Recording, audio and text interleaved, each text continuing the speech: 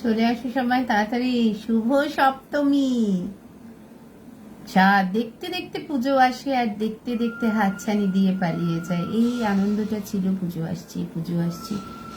মহালয় থেকে আজকে সপ্তমী চলে আসলো বলো। এই তো কালকে অষ্টমী, তারপরেই পুজো শেষ, নবমী একটা কিরকম যেন মনে শোক চলে আসে, তাই না, যে মা চলে যাবে। এই কটা দিন মাকে পাওয়া, মাকে সময় দেওয়া, মায়ের সঙ্গে ভালো করে সময় কাটানো এবং সবাইকে নিয়ে সবার সঙ্গে আনন্দ করা, এইটুখানি তো পাওয়া। এটার নাম দুর্গাপুজো। সত্যি ছোটবেলাগুলো মনে পড়ে যায়, যখন পরীক্ষা চলতো, আমরা লখনৌতে ছিলাম, পরীক্ষা চলতো, ষষ্ঠী অবধি তো থাকতোই, কোনো কোনো সময় সপ্তমীতেও পরীক্ষা থাকতো। আর খুব বিরক্তি লাগতো যে আমরা আমাদের যেতে হবে। বাবারা গিয়ে স্কুলে গিয়ে কথা বলে 1 বছর ছুটি করিয়েছিল, এখনো মনে পড়ে। খুব অসুবিধা হতো, পুজোর সময় ঠিক করে আনন্দ করতে পারতাম না মাঝে মাঝে। তারপর থেকে অবশ্য বুঝে গেছিল স্কুল থেকে, তখন আমরা ছুটিটা একটু পেতাম, তাও সপ্তমী থেকে পেতাম। ষষ্ঠীর দিন বিকেল থেকে একটুখানি মনে হতো ওয়াও, আনন্দ মেলা হতো, মারা সব খাবার বানিয়ে টানিয়ে নিয়ে যেত। তখন তো এত বাইরের খাবারের প্রচলন ছিল না, আর সব কাকিমারা খাবার বানাতো আর মা বানাতো, সবার স্টলস লাগতো, আমরা খেতাম। আলপনা কম্পিটিশন হতো, শাঁখ উলু এসবের কম্পিটিশন হতো, ধুনুচি নাচের কম্পিটিশন হতো, আর আমরা প্রচুর প্রচুর আনন্দ কিন্তু করতাম সেই সময়। এখন আনন্দটা একটু অন্যরকম হয়ে গেছে, বাট সত্যি ছোট্টবেলাটাকে কিন্তু ভোলা যায় না। আর যখন ইট কামস টু RDSO, তখন তো ক্যা বাত। এখনো আমরা RDSO সবাই এক জায়গায় যুক্ত, যে যেখানেই থাকুক আমাদের প্রাণটা এক জায়গায়, ওই প্রাণ শক্তিটা এক জায়গায়। তাই জন্য এখনো আমরা সবাই একভাবে মিলনীর পুজোটাকে এনজয় করার চেষ্টা করি। যে যখন পারছি আমরা চলে যাচ্ছি ব্যাক টু লখনৌ, আমাদের মিলনী প্রাঙ্গণে।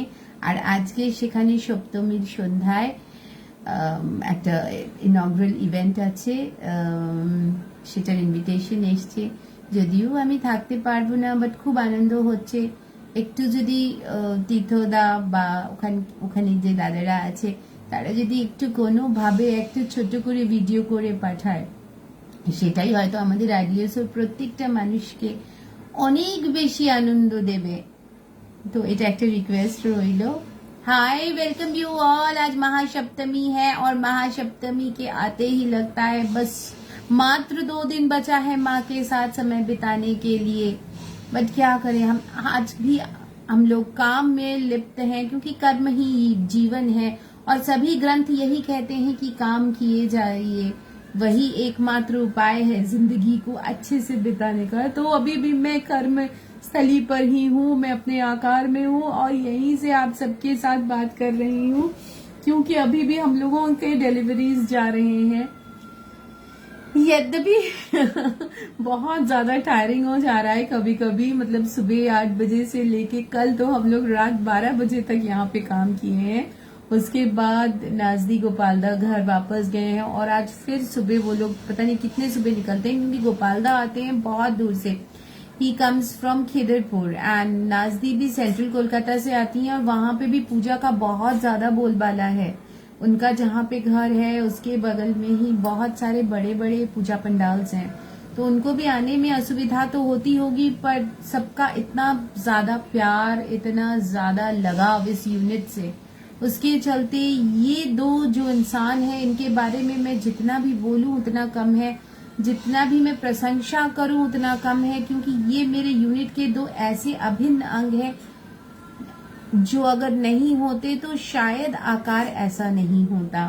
आकार का जो रूप मिला है, आकार को जो प्यार मिला है लोगों का, और माँ का जो आशीर्वाद मिला है, वो शायद इन्हीं 2 लोगों के रूप में इस यूनिट में आया है, जो अपना सब कुछ भूलकर, अपना सब कुछ त्याग कर इस यूनिट को बड़ा करने के लिए या इस यूनिट के साथ लगे रहने के लिए हमेशा तत्पर रहते हैं। ईश्वर इन दोनों को और इन दोनों के परिवार को इतनी खुशियां दे, इतना समृद्धि दे कि हमें भी देख के वो आनंद प्राप्त हो। क्योंकि इन दोनों के बिना आकार का जो स्वरूप है, आकार का जो रूप है, और आज जो आप लोग सब मुझे जान रहे हैं, इसका पूरा श्रेय जाता है नाज़दी और गोपालदा को। क्योंकि जब आकार में कुछ नहीं था तो ये दो थे, और तब से लेके आज तक इतनी लंबी यात्रा, 2010 से लेके 2022 तक 12 साल की जो यात्रा है, इसका जो इतना सुंदर एक रूप देखने को लोगों को मिलता है, तो वो बस इन दोनों के लिए ही है। ये जो दो मेरे साथ जो रहते हैं इंसान, ये इंसान कम और मुझे लगता है ईश्वर के दूत ज्यादा हैं। क्योंकि मुझे कहीं जाना होता है, कहीं कुछ भी करना होता है, तो अगर अकेले जाने में मुझे थोड़ा सा भी द्विधा होता है या थोड़ा सा भी संकोच होता है ना, तो always there like Bhairav Gopalda खड़े रहते हैं मेरे बड़े भाई की तरह। और नाज़दी का तो क्या ही कहना, मतलब जितना बोलूंगी उतना कम होगा। कभी कभार तो जो हम लोगों की व्यावसायिक बुद्धि जहां मात खा जाती है, वहां पे ये इंसान अपनी बुद्धिमत्ता से मुझे अपने ज्ञान से एनरिच करती हैं। और हमारा जो ये परिवार का जो बंधन है, जो एकता है, वो इन दोनों इंसान से कायम है। सभी लोग इन दोनों के लिए दुआएं भेजिए और सभी लोग इनके लिए गुड विशेस भेजिए कि ऐसे इंसान हमेशा मेरे साथ जो जुड़े हैं जुड़े रहें, दीर्घायु हो इनका, ताकि हम लोग सब बहुत खुश रहें।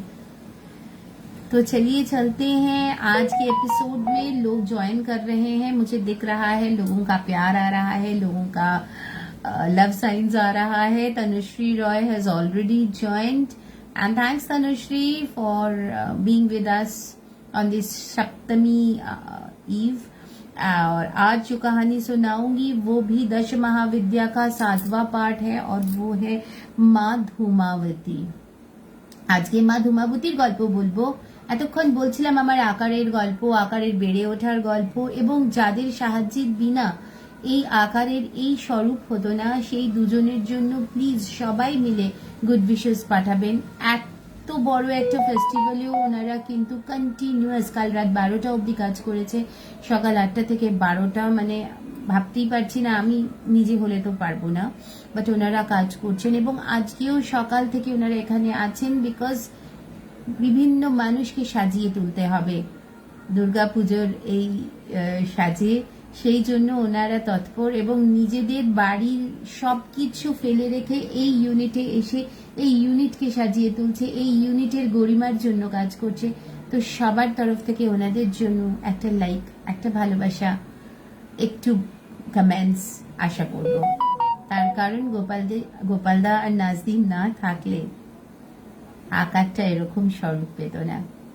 তো সবাইকে অনেক অনেক শুভেচ্ছা। আজকে মহাসপ্তমী, মহাসপ্তমীর দুপুর বেলা আমি যেরকম আসি 2টোর থেকে, সেরকম আবার চলে এসেছি তোমাদের কাছে। আর আজকে গল্প বলবো দশ মহাবিদ্যার এমন একটি পার্টের, যেটা 7th পার্ট, যেটা ছাড়া অনেক রকম তন্ত্র বিফল হয়ে যায়।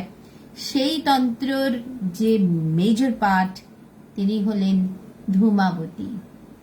তো সেই ধূমাবতীকে নিয়ে গল্প বলবো। তোমরা তাড়াতাড়ি জয়েন করে যাও, তাড়াতাড়ি শুনতে চলে আসো।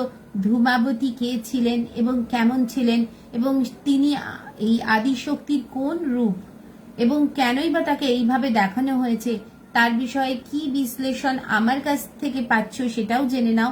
যেটা আমার মন বলছে যেটা এরকম হলেও হতে পারে, তোমাদের মনে যদি কিছু থাকে তোমরা সেটা বলতে পারো। হ্যাঁ, তাহলে আমাদেরও খুব ভালো লাগবে। আজকে একটা কথা বলি, এটা একটা দারুণ sari, it is a gift to me from Ishita. ও আগে আমার নেবার ছিল, এখনো চলে গেছে Ahmedabad, but I always keep missing her. মাঝে ও এসছিল, বাট আমার সঙ্গে দেখা করারও কথা ছিল আমার, বাট মাঝে আমি যেহেতু অসুস্থ ছিলাম দেখা করে উঠতে পারিনি। বাট ঈশিতা, আজকে তোমার দেওয়া শাড়িটা পরেছি, ব্লাউজটা বানিয়েছি, অ্যান্ড সি, ঠিক মনে হচ্ছে যেন তুমি আমাকে আলিঙ্গন করে আছো।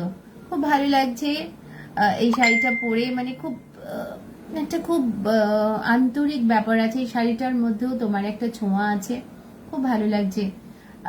মানে বলে বোঝাতে পারবো না, এক্সপ্রেস করতে পারবো না। তুমি যেখানেই থাকো খুব ভালো থাকো, আনন্দে থাকো। বুবু আর নানুর জন্য অনেক অনেক ভালোবাসা, দাদাকে প্রণাম, আর মাসিমা মেসোমশাইকে প্রণাম। খুব ভালো কাটুক।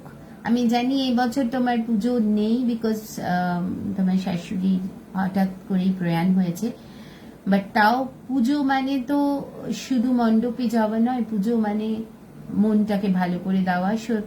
চেষ্টা করো নিজেদের ভালো রাখার, আনন্দে থাকো। আর আমি চেষ্টা করব এর মধ্যে যখনই তুমি আসবে তোমার সঙ্গে যোগাযোগ করার। तो चले आइए आज के गल्पे।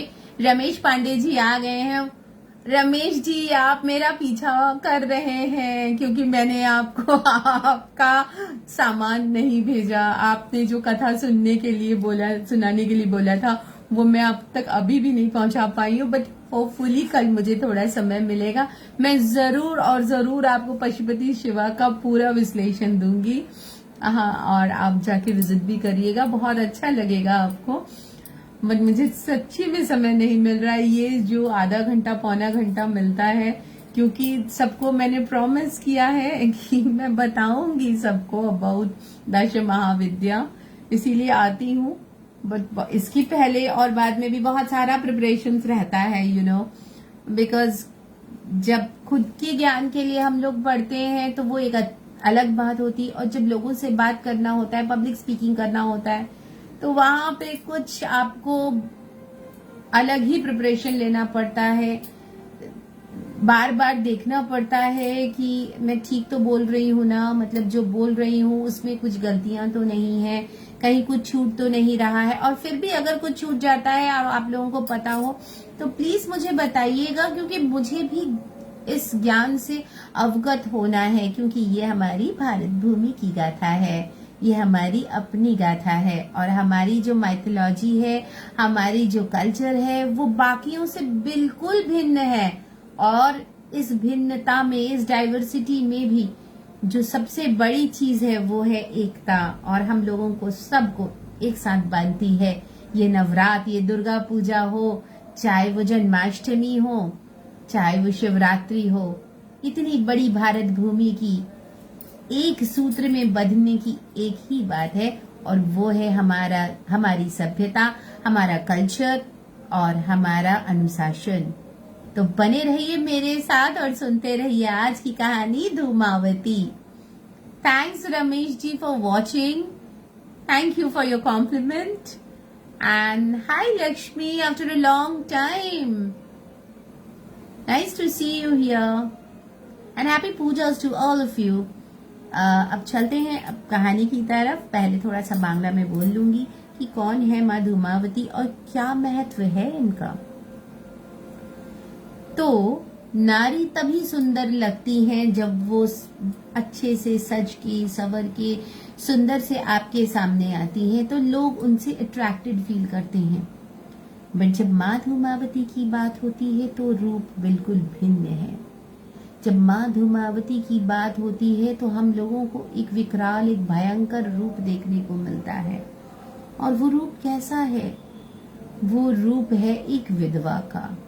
झुलसाया हुआ चेहरा, सफेद साड़ी और काला बॉर्डर, ऐसा एक साड़ी, और जिसका बाकी सारा अंग में कोई भी और कपड़ा नहीं है, और पूरा चेहरा एक बूढ़ी की तरह झुलसा हुआ, और वो मतलब बहुत ही अगली दिखती है, मतलब सुंदर नहीं दिखती, कुरूप है वो। तो ऐसी एक लेडी की कहानी। तो আমরা যখন শুনি ধূমাবতীর কথা না, তখন সবথেকে প্রথম যেটা ওনার মানে চেহারাটা যেটা ভেসে ওঠে সেটা হচ্ছে একজন বুড়ো মহিলা, ভীষণই বুড়ি মহিলা। তার পরনে রয়েছে একটা সাদা শাড়ি, যেটাও খুব পরিষ্কার নয়, নোংরা সাদা শাড়ি, যার মধ্যে কালো পাড়, এবং তার চেহারাটা একদম কুচকে গেছে, ব্রিঙ্কলস আছে পুরো চেহারার মধ্যে, আর খুব কুরূপ তাকে দেখতে, এবং একজন বিধবা। তো সে ঘুরে বেড়াচ্ছে হাতে একটা ঝাঁটা আর একটা তলোয়ার নিয়ে, আর তার যেটা বাহন, সেটা যে চ্যারিয়েটটাতে উনি বসেন, যে রথটাতে উনি বসেন, সেই রথটা ঘোড়ার বদলে কাকেরা চালাচ্ছে। মানে পুরো জিনিসটাই কিন্তু খুব নোংরা, মানে খুব দেখলেই একটা মানে কিরকম ভেতর থেকে একটা, যেরকম হয় না একটা নোংরা জায়গা দেখলে গা গুলিয়ে ওঠে, ঠিক সেরকম একটা পরিবেশ। আর সেখান থেকে মা বেরিয়ে আসছে, तो সেরকম একটা চেহারা নিয়ে মা বেরিয়ে আসছে। जब हम माँ की बात सुनते हैं और माँ धूमावती की बात सुनते हैं तो अंदर से एक मतलब कैसे बताऊं कि एक बहुत ही बुरा फीलिंग आता है। You feel like vomiting. उस जगह की परिच्छन्नता नहीं है, उनके कपड़ों में भी वो अगर सफेद है तो वो सादगी नहीं है, थोड़ा मैला कपड़ा है, काले रंग का बॉर्डर है और उनका जो चेहरा है वो झुलसा हुआ है और वो जिस रथ पे सवार है उसे कौवे चला रहे हैं।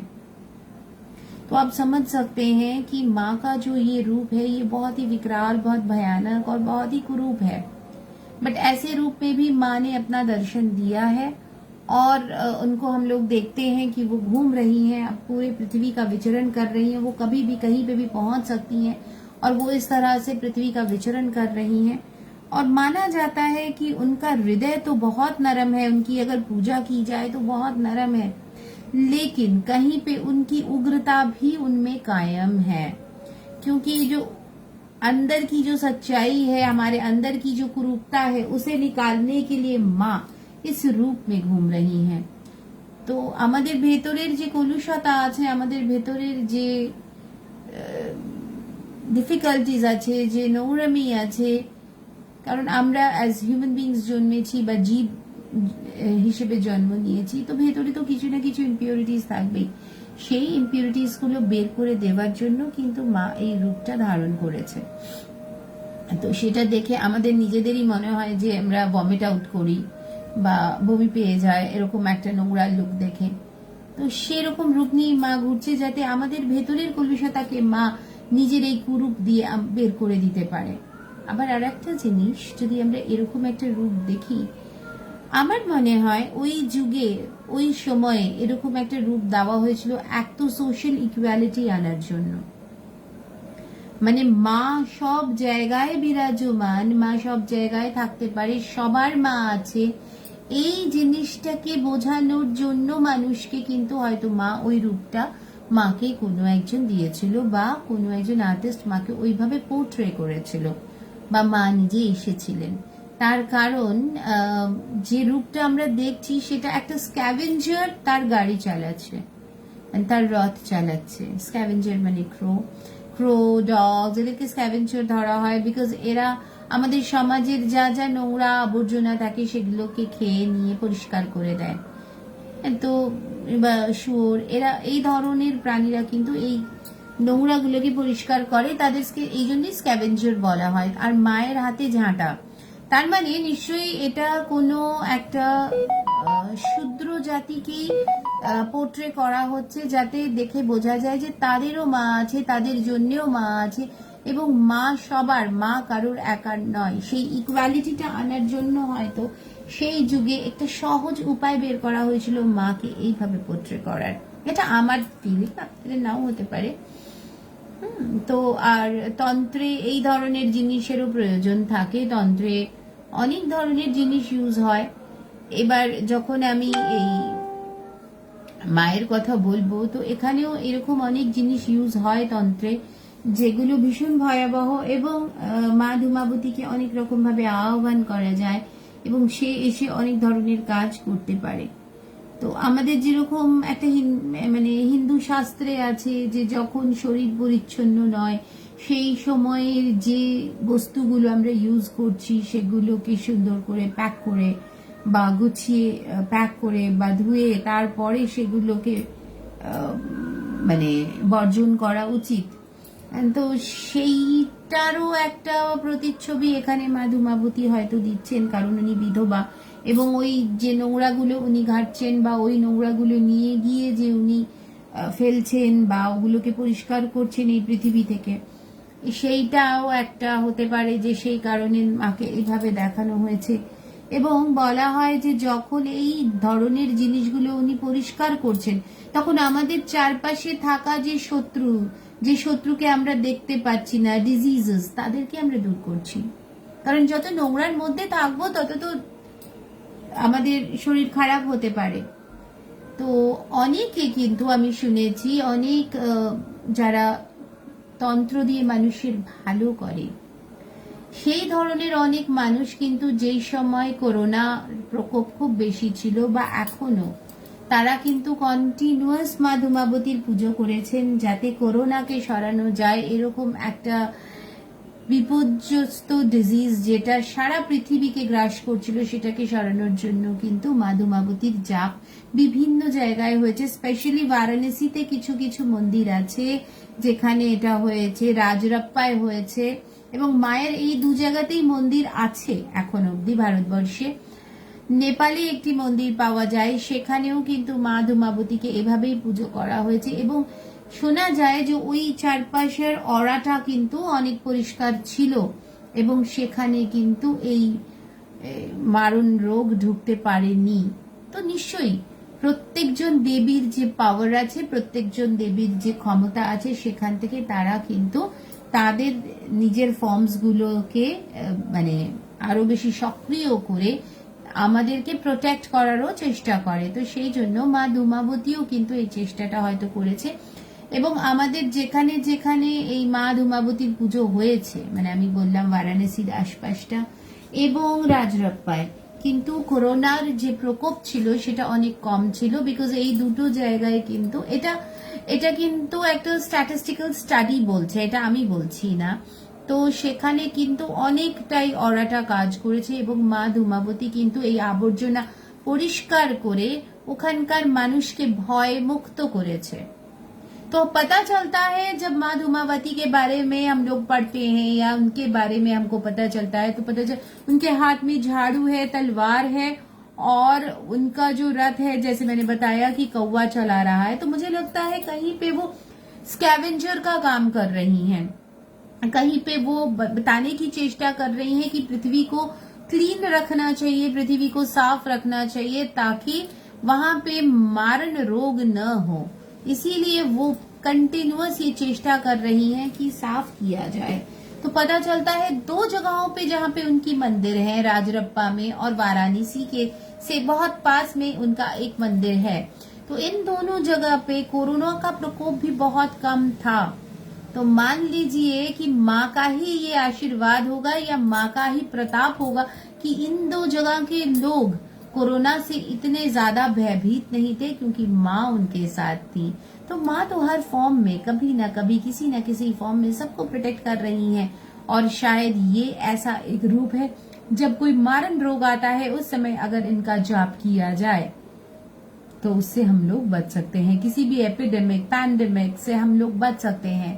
तो ऐसी एक प्रतापी देवी का अगर उस समय पूजा किया जाए तो जरूर हम लोगों को लाभ मिल सकता है। या रोग की आलोचना होते होते या रोग के बारे में जब सर्वप्रथम पता चल रहा है, उसी समय से अगर माँ का जाप किया जाए तो ये मारण रोग हम लोगों को अटैक नहीं कर पाती, शायद, मुझे नहीं पता, बट ये स्टैटिस्टिकल स्टडी कहती है कि इन दो जगहों पे वो मारण रोग कम था।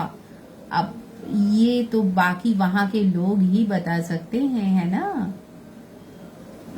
तो ऐसी है माँ की कहानी, और माँ की कहानी में हम लोग जब आगे बढ़ते हैं तो पता चलता है कि माँ एक ऐसी नारी है जिनसे कि लोगों को उपकार तो मिलता ही है, हर देवी के प्रसाद में हमको उपकार मिलता है, और हर देवी का ही कोई ना कोई, चाहे वो तांत्रिक स्वरूप हो या सात्विक स्वरूप हो, हर रूप में ही माँ का कहीं ना कहीं अवदान तो रहता ही है हम लोगों की जिंदगियों में।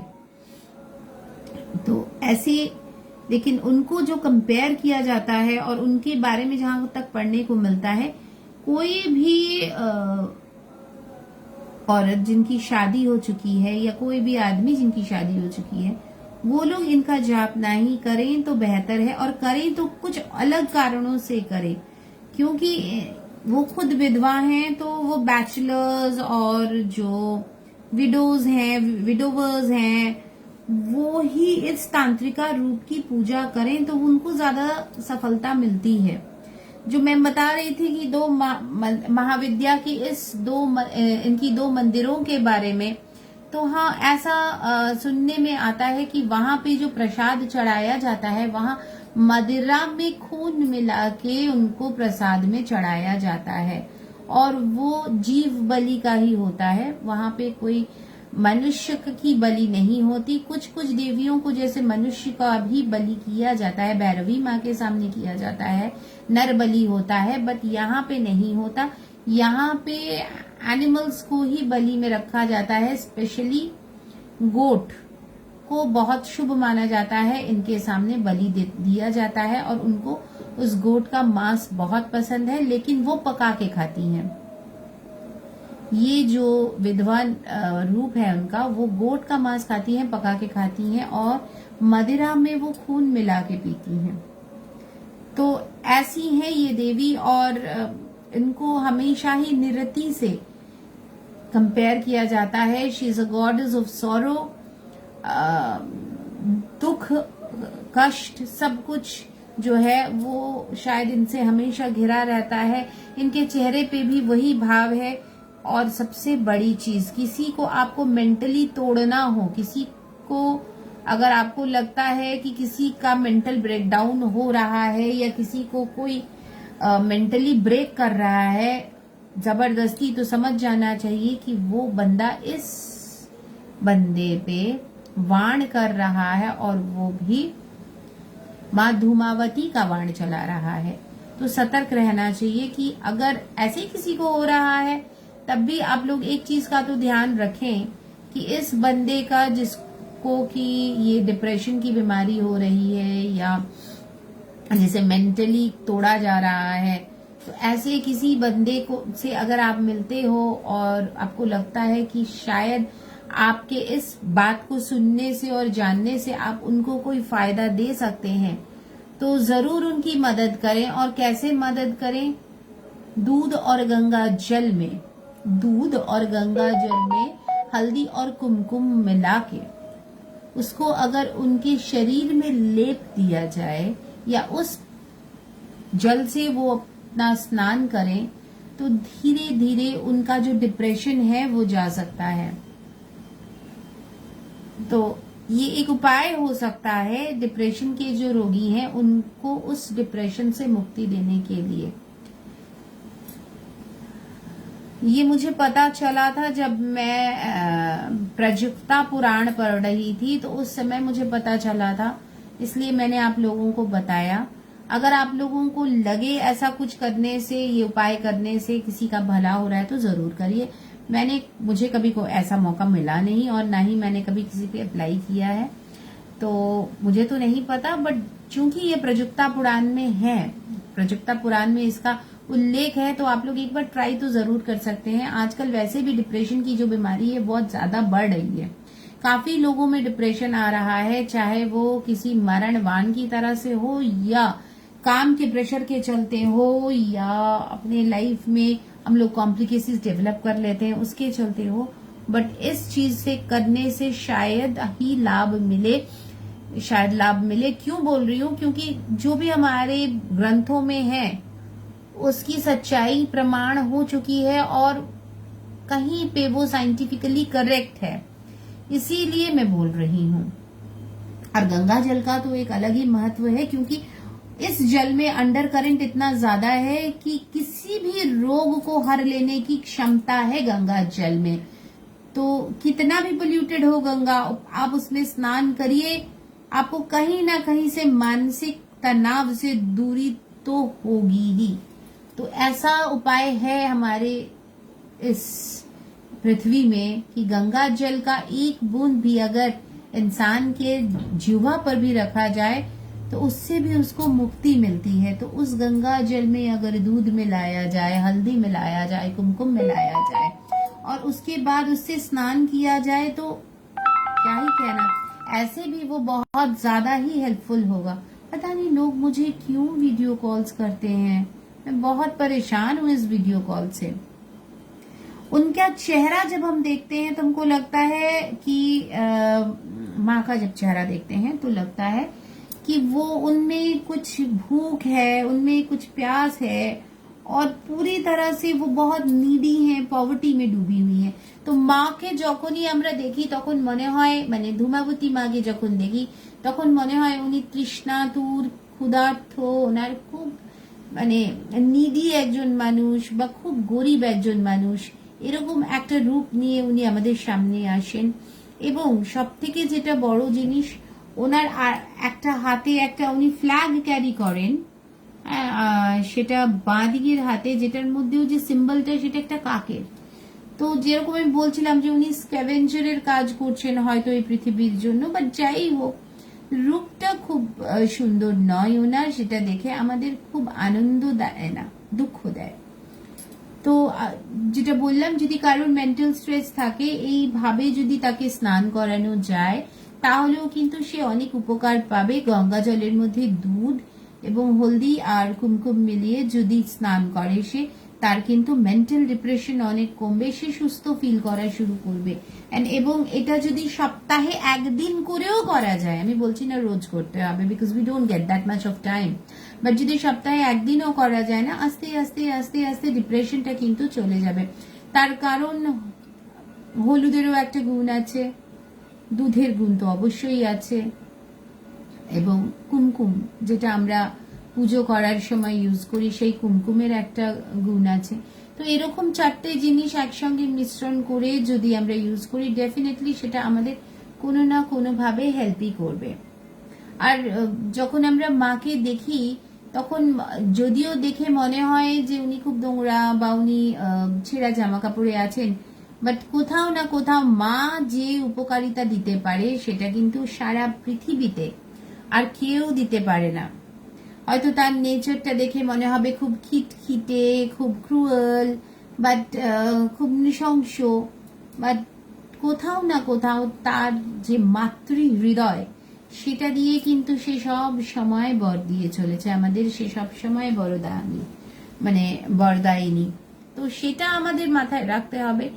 এরকম একজন মা, এরকম একজন মাতৃরূপ যাকে আমরা দেখতে পাচ্ছি, তাকে আবার মাঝে মাঝে দেখা যায় যে সে মানুষের মুন্ডু চিবিয়ে খাচ্ছে, জন্তু জানোয়ারের মুন্ডু চিবিয়ে খাচ্ছে, এবং মৃতদেহ সব দেহের মুন্ডু খাচ্ছে, কিন্তু জীবিত না, সব দেহের মুন্ডু চিবিয়ে খাচ্ছে, ও আসরিক মুন্ডুগুলোকে চিবিয়ে খাচ্ছে। তো এরকম একজন প্রাণী বা এরকম একজন দেবীকে দেখে কার না ভয় লাগবে? আমার তো লাগে। হ্যাঁ, বাট স্টিল এখানে অনেক উপকারিতা আছে, মা ধূমাবতীর পুজোর অনেক উপকারিতা আছে, এবং এই যে উনি ওনার যে রিচুয়ালস গুলো সেগুলো কিন্তু সবকটাই, যেরকম ভৈরবীর ক্ষেত্রে প্রচুর সেক্সুয়াল ডমিনেন্স আছে, প্রচুর সেক্সুয়াল ইন্টারাকশনস আছে, বাট মায়ের ক্ষেত্রে যেহেতু উনি বিধবা এই ধরনের কিছু জিনিস নেই। কিন্তু তার চারপাশে উনি যেটা ভালোবাসেন, প্রচুর ধুঁয়ো ভালোবাসেন, বিভিন্ন ধরনের, সেটা ধূপ হোক, সেটা সবের থেকে বেরানো ধূপ মানে ধুঁয়ো হোক, উনি এই ধুঁয়োটা প্রচন্ড ভালোবাসেন, সেই জন্য উনিও কিন্তু কন্টিনিউয়াস এরকম কিছু মাদক জিনিস সেবনও করেন।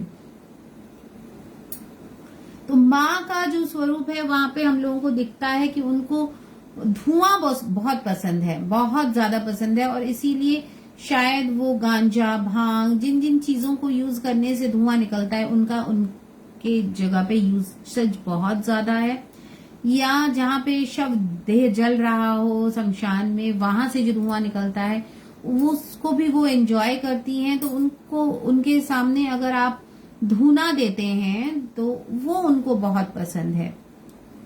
इनसे जुड़ी है बहुत सारी super natural black powers, black magic के पावर्स। तो ऐसी हैं ये माँ धूमावती, और उनसे ये क्रियाएं करवाई जाती हैं ताकि लोग उसका फल उनको बहुत आसानी से और बहुत जल्दी मिलता है जब धूमावती से ये क्रियाएं करवाई जाती हैं, क्योंकि उनको ब्लैक मैजिक का लॉर्ड माना जाता है।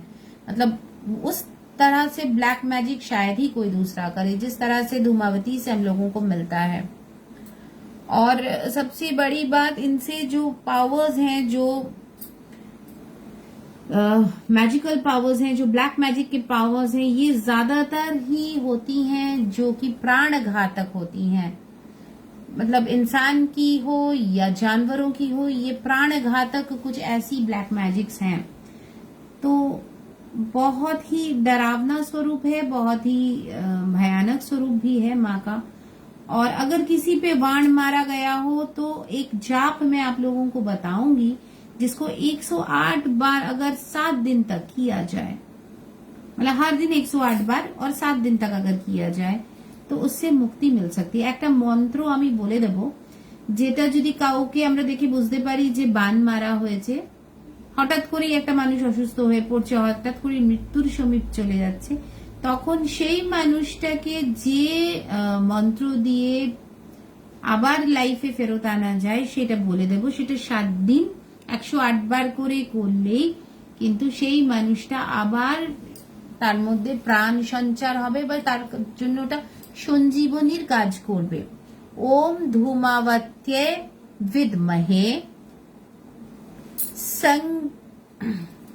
ओम धूमावते विद्महे संगहिताय धीमहि तन्नो धूमा प्रचोदयात। আর একবার বলছি, ওম ধূমাবতে विद्महे संगहिता धीमहि तन्नो धूमा प्रचोदयात। তো এই মন্ত্রটা 108 বার জাপ করলে কিন্তু অনেক ভাবেই এই জায়গা থেকে আমরা মানে নিবারণ হতে পারে। এবং 7 দিন পুজো করার পরে, 7 দিন এই মন্ত্রটা 108 বার জপ করার পরে দেখতে পাবেন তার মধ্যে হঠাৎ করে অনেক ধরনের ইমপ্রুভমেন্টস হচ্ছে, and he is reviving back to life. আর একটা জিনিস বলছি, ওনার যেহেতু ধুঁয়ো খুব পছন্দ, তো তেজপাতা আর কর্পূরকে একসঙ্গে জ্বালাতে হবে এবং জ্বালিয়ে ওর থেকে যে ভস্যটা তৈরি হবে সেটা যদি মাকে অর্ঘ্য করা যায় তাতেও কিন্তু একটা লাভ হয়। এবং এই অর্ঘ্য করার পরে ওখান থেকে তিলক ওই লোকটিকে করলে, যে অসুস্থ ছিল 7 দিন পর থেকে, এটা সে কিন্তু একদম আবার প্রপারলি ব্যাক টু লাইফ হয়ে যাবে। তো এটা একটা বিশাল বড় উপায়। মায়ের যেরকম খারাপ সাইড আছে, মায়ের ভালো সাইডও আছে। প্রত্যেকটা মানুষের, প্রত্যেকটা জীবের, প্রত্যেকটা ঈশ্বরের ভালো কিংবা খারাপ দিক আছে। হ্যাঁ, তো সেটা আমাদের মেনে নিয়েই চলতে হয়। আমরা যেহেতু ধরাধামে এসছি, সেহেতু সবকিছুরই একটা पॉजिटिव বা नेगेटिव साइड আছে, তো সেটা এখানেও আছে। तो सभी चीज का एक पॉजिटिव और नेगेटिव साइड है। और एक चीज और मैं बता रही हूँ, जो तेज पत्ता है, तेज पत्ता और कपूर को एक साथ जला के उसका जो भस्म होता है वो पहले माँ को चढ़ाइए, और उसके बाद उसी से जिस व्यक्ति पे वाण मारा गया उसका अगर तिलक किया जाए तो 7 दिन के बाद से, तो उसका इमीडिएट रिकवरी चालू हो जाता है। 7 दिन के बाद से इम्प्रूवमेंट होता है, उसके बाद इमीडिएट रिकवरी चालू हो जाता है। तो ये एक नुस्खा है, ये एक उपाय है जो कि तांत्रिक लोग भी बताते हैं, मुझे भी पता चला था तो मैंने आप लोगों के साथ शेयर किया। आप लोग इसको इस्तेमाल करके देख सकते हैं अगर आपको लगता है कि आपके इर्द गिर्द किसी के साथ ऐसा हुआ है। और अगर किसी का नाम काले काली से लिखकर, काले इंक से लिखकर, ठीक है ना, उसको समर्पित किया जाए, इस भस्म में रमाकर उसको समर्पित किया जाए या किसी के घर के आसपास फेंक दिया जाए जिसे, तो उससे एक प्रलय हो सकता है, क्योंकि ये देवी प्रलय की हैं। तो बहुत सावधान। ऐसा किसी को अगर करते हुए देख ले, या अगर आप लोगों को पता चलता है कि किसी ने किया है, या किसी की मानसिकता में भी ऐसी कोई चीज आती है, तो प्रलय तो पहले आपके शत्रु का विनाश करेगी, लेकिन वो दौड़कर फिर आप तक भी आएगी, क्योंकि किसी के लिए किया गया कुकर्म हम लोगों को भुगतना पड़ता है। तो इसीलिए कुकर्म करने की चेष्टा बिल्कुल ना करें। जो मैंने अच्छा उपाय बताया है उसको जरूर अप्लाई करके देखें, उससे इंसान की भलाई होगी। और किसी की भलाई करने में हम सबसे पहले खुद की भलाई करते हैं। किसी के लिए अच्छा सोचते हैं तो उससे खुद के लिए अच्छा सोचते हैं, उससे ईश्वर का वर प्राप्त होता है। तो इसको जरूर मानकर चले। और जो भी हो, जैसे भी हो, माँ धूमावती उनका जैसा भी स्वरूप हो, जानकर अगर आपको डर लग रहा है और अगर आपको ऐसा लगता है कि ऐसे स्वरूप की पूजा नहीं होनी चाहिए, वो भी मुझे कमेंट करके बताएं। बट मैं आपसे कहूंगी कि किसी भी चीज का एक पॉजिटिव और नेगेटिव एंड होता है. It is like a current flowing through the battery. So हमको दोनों ही चीजों को देखना रहता है और दोनों से ही हमको फायदा या नुकसान के बारे में पता चलता है. तो ऐसा कुछ भी नहीं है कि आपको सब चीजों में सिर्फ नेगेटिव्स ही मिले.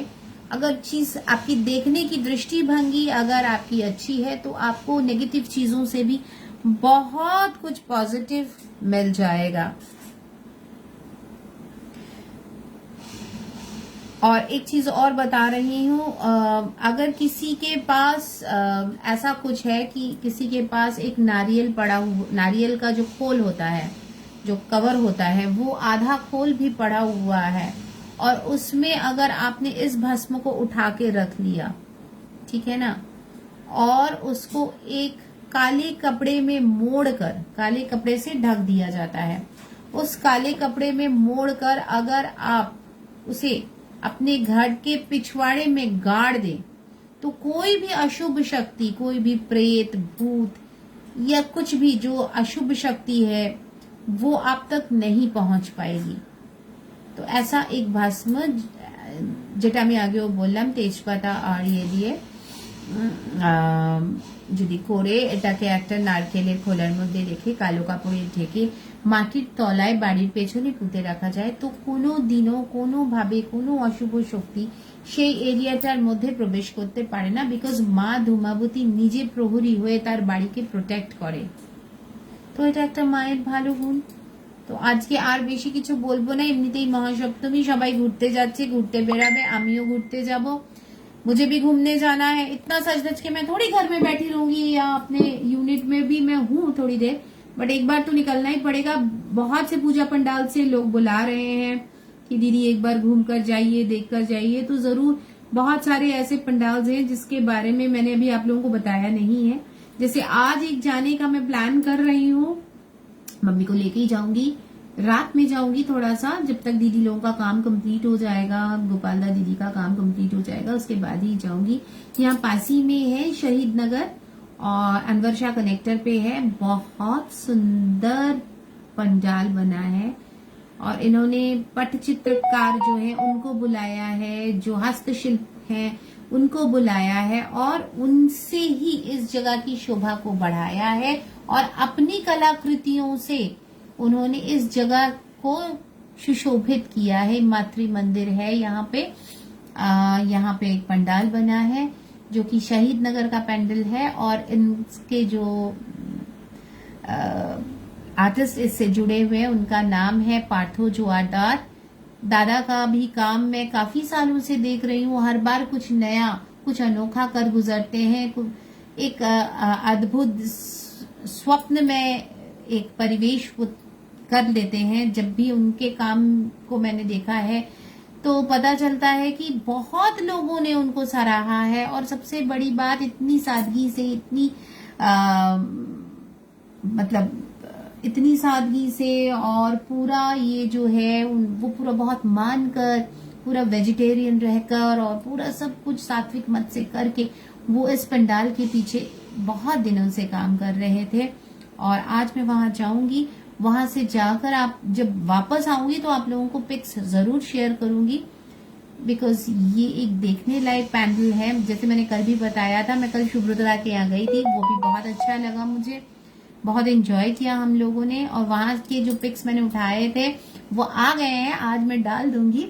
और आज वाला भी मैं कोशिश करूंगी रात तक तो मैं प्लेस कर ही दूं.